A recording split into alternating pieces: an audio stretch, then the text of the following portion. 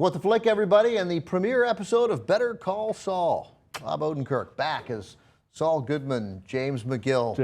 And Greg, was that his name at the beginning? It was hard to keep up. Yeah, but you just saw the name tag at the beginning.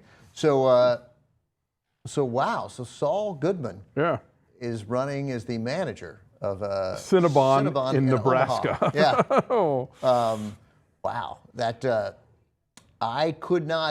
I went back and forth in that. I thought it was just really well done, that first black and white 3 or 4 minutes. You know, now he didn't say a word, right? It's just you get a real sense of what his life is. It's lonely. He's got a nice place, like that wasn't decrepit. Sure. You know, it wasn't like the place that Walter White had to go hide out in the mountains. Right. Nor was it like the places we laid back in the day that 2002 Jimmy McGill had to go to, that kind of office or powerless house with his crazy brother. But it's incredibly lonely.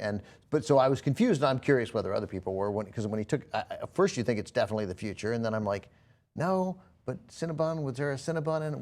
I was literally thinking, would they have opened a Cinnabon in 2003 or 4 in Nebraska? Like, I was thinking that it didn't look period. Like all the signage, like when he's hauling out the frozen coffee thing, I was like, that looks contemporary. That looks contemporary. But then he takes out a VHS, and I was like, oh, it is in the past. Who would have?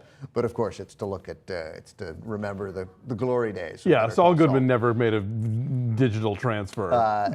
But it's nice to know he made it. I mean, he's out. That is, like, he may be sad, but that's a potential life. He's a manager. He's earning. He had money. He's got a nice place. It's weird, though. I mean, I was reminded really of the last episode of The Sopranos. You know, that whole notion of where it ends like that, and it's sort of like, did he die? Did he not die? And it's more I've always subscribed to the idea of he may not die in that moment, but he's going to spend the rest of his life every time a door opens, every time the guy comes out of the bathroom, every time there's that thing. And that's what we see Saul do. He sees that dude sitting there. He's like, is he the one? Is this how it's going to... Here's what I don't understand. How anyone thinks anything else about the ending of The Sopranos. That's clearly what it was. Yes, maybe it is that guy, but we don't know. Probably not. Yeah. But for the rest of his life, whether he's alone or with his family, talking about Tony Soprano, he's going to worry that this is going to be the day it all ends. Right. And yeah, so I thought that exact same thing with Saul, like looking at, and they did such a nice job there. I was like, oh no, that guy does recognize him. Yeah, really good. And then, of course, we get into the backstory. We're learning how Saul Goodman became Saul Goodman. Yeah, this is an origin story now. This is an origin story, right? So, but basic question first. Let me ask you, did you like it? I did. I mean, I liked that, it does that thing where I think a really good pilot kind of draws you into the world and doesn't necessarily feel like it has to explain every last thing to you. So that whole long conversation with Michael McKean, his visit to the law firm, all that stuff, you're left to kind of piece that together yourself. That's right. What's going on? Why does he know these people? Why is his name on the sign? All that. Right, I, of course, thought he was going to see his dad. When he first went in, there was a sign that he was the son and his dad ran this powerful firm and he wouldn't take money from his dad. Sure, yeah. I thought it was something along those lines as well. So I like things that make you work for it a little, to make you kind of keep up with what's going on, rather than just sort of like have the sort of clunky exposition of, narration or these characters who serve only to stand there and tell you everything you're supposed to know. That's exactly right. It was really well pieced together because we still don't know. We got a suggestion, and I guess we can presume that he's going to listen to his brother, that he shouldn't have the same name. Although, I guess his brother wasn't suggesting that he actually change his name in practice under an alternate name. Wasn't there a joke on Breaking Bad where he changed his name to sound Jewish because that was what people wanted him to turn So I think we always knew that his name was not Saul Goodman. I just think that, and it was true with Saul, but it's almost better here. Like, the wardrobe is so carefully done. It's really a fine line because he doesn't look like he's dressed like a sleazy lawyer because like the suits are okay, right? But he's cheap on the shirts and they're buttoned down. It's like, it's not quite right, but it's the effort of a guy. Yeah, it's not ambulance chaser. He's aspiring to be something better. He's aspiring to be something better, but he can't quite pull it off through a combination of not having the style sense to pull it off, or the finances to pull it off. But we know that he came up through the mailroom, like something there. And so obviously he's gone to law school, he's passed the bar, all that stuff, but he is clearly not a particularly good attorney and is quite the sleaze bucket, frankly. Yeah, he's sleazy, but he's not a bad attorney either. I mean, he was nervous in the bathroom. He cared about trying to get those kids off. Obviously, there's hardly an attorney. Yeah, nobody was gonna. Like if you can't, Clarence Darrow could come back from the dead and not get those. Once three that kids. tape is admissible. Yeah. You're right, because and then the great bit of writing where they don't even have the prosecutors say a word in his closing statement. He just wheels it out slowly. Don't worry about it. And then we meet Mike. Jonathan Banks. Yes. It's been one of my favorite. I was spent this weekend in a conversation. I had dinner with Jimmy Dore and his wife, and we talked about the show Wise Guy and how good that was. And Jonathan Banks was on Wise Guy. And here he is in Better Call Saul. And it's hard to imagine how all these people got to where we know they went to in Breaking Bad. I mean, because Jonathan Banks seemed like he'd spent his whole life as a mob guy, as an enforcer. Right. But he's the ticket taker. True, but we don't know. courthouse. But maybe he's on parole. Maybe that's the job he got. No, right. And so great bit of writing. Like, Yeah. how did I totally? And this is why this show exists, because Right, there's enough. right. This is a rich enough backlog of stuff, and whatever new characters are going to throw our way. And partly because the way that it was, I guess, did Vince Gilligan direct it? He must have. I believe so.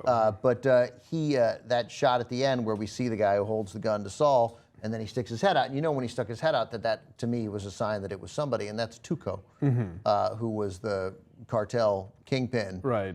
in Breaking Bad. The one with the uncle in the wheelchair and the bell. Right, sort of all Or the grandfather, suggesting that whatever. Saul knew all these people before. Because remember, Jonathan Banks didn't work for Saul. Right. Jonathan Banks worked for Giancarlo Esposito. Oh, right. So I don't know. Albuquerque is a small town. It's small. I'm just like Saul, this sort of who seemed the whole throughout Breaking Bad to be so much on the periphery, maybe just less peripheral. Yeah, than he seemed. was just trying to sort of keep up a front of legitimacy. I will say, I mean, I hope that this show doesn't go the Gotham route of just like constantly throwing at you the characters who are going to matter later. That's sort of Jim Henson's Muppet Babies setup for all these people that we know from Breaking Bad. They feel the need to shoehorn them all in. We got a couple of this episode. They were sort of sprinkled in lightly. I hope it stays at that level. Yeah. Also, but Breaking Bad was a pretty small cast. So I mean, my hunch is that who we may see on this, we know Jonathan Banks is on the show. We'll see him. I guess Tuco, there's a good chance that he is, but he was a very small, not a small part, but I mean, he's not somebody. But the regulars from Breaking Bad, I don't see how we ever see them much, I suppose. Yeah, because at this point, the whites are they're just a school teacher. We could see Hank. We could see Hank because he could get some clients. Right. That theoretically or have connections to the DEA. And certainly, I'm blanking on his name now, the Walter's sidekick. Jesse. Although Jesse is so young in 2002. True, but I'm sure he's already committing petty vandalism Right, and but stuff you and couldn't going to get court. Aaron Paul. I don't think Aaron Paul could play him. Oh, I see what you mean. Yeah, maybe not. So that would have. But yes, we could. Jesse Pinkman could possibly. Yeah. Could because Jesse's the one who knew about Saul in the first place. He's the one who brought him to. Who brought Walter so I suppose into going forward, at some point, we might. He might serve us. Or maybe he has like an older brother who's also a shift. No, never mind, because we met the parents. Yeah. Who knows? But it's interesting to see what But anyway, it's not what they're doing. They're doing something interesting. The show was not exactly what I thought. I think they clearly intended that. It wasn't a comedy. Yeah, I was thinking this was going to be like a half-hour comedy. Right, and it's a serious, dramatic show. The stuff with the kids doing the slip and falls, the advanced 21st century slip and falls. Lars and Cal. Yeah. They're running a risk. Those are dangerous falls to be. Those are dangerous falls to be taken. But that's all great stuff, and I don't know. I just liked it, and I loved I think her name is Julianne Emery, the actress who played the wife who wouldn't let her embezzling treasurer. Right. Well, when $1.6 million goes missing, the cops tend to look at the person who was in charge of the money. That would be the treasurer. And their boat is showing. Like the guy, he's so embezzled the money, he's got a giant boat in the back front of the house. Right, exactly. Sneaking out. It's too big to hide in the back of the house. And I mean, I liked how they set up from the beginning, like Saul the way he pre-rehearses these conversations that he's about to have, whether it's in court or like, oh, hey, Betsy, I just happened to be ambling by. What's this, an accident? You know.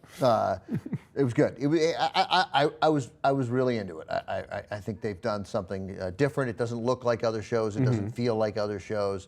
And we've got this very strangely sympathetic character, but we did see in that scene with Michael McKean why he actually is sympathetic. I mean, he is doing big things for his brother, and his brother's crazy. They're living out of there's ice in the bottom of what's happening. Well, in he's the house. afraid of electricity. You know, and we don't know what he has.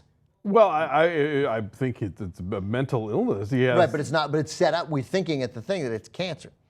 Right, he's going to beat this thing. He's going to come back, but what he's... Well, I think he means like his literal sort of agoraphobia and kind of fear of microwaves and electromagnetism or whatever it is that he thinks is going to come bombarding him if he leaves the house and isn't grounded, you know. So I think it's all up here. Yeah, I do now, Yeah, I think this show ideally will not feel tethered to Breaking Bad after a while. I think, and I think that's critically in the same important. way like the first episodes of the U.S. version of The Office were sort of these kind of slavish remakes of episodes from the British show, and then they kind of found their own voice. Yeah. I hope this finds its own voice and just gets to be its own thing, because the elements are all there. It can certainly work. And the cast is, I mean, he's terrific. That's what I mean. He's so good at it. And he was great on Fargo, and Bob Odenkirk knows what he's doing. Jonathan Banks is great. So. Yeah, my friend Kurt Holman, who's a film critic in Atlanta, tweeted that he wants the last episode of Better Call Saul that Odenkirk meets his own characters from Fargo and Nebraska. That'd be great. All right, good stuff. And the second episode is tonight. Yes, so we'll be back tomorrow, ideally, to talk more about this.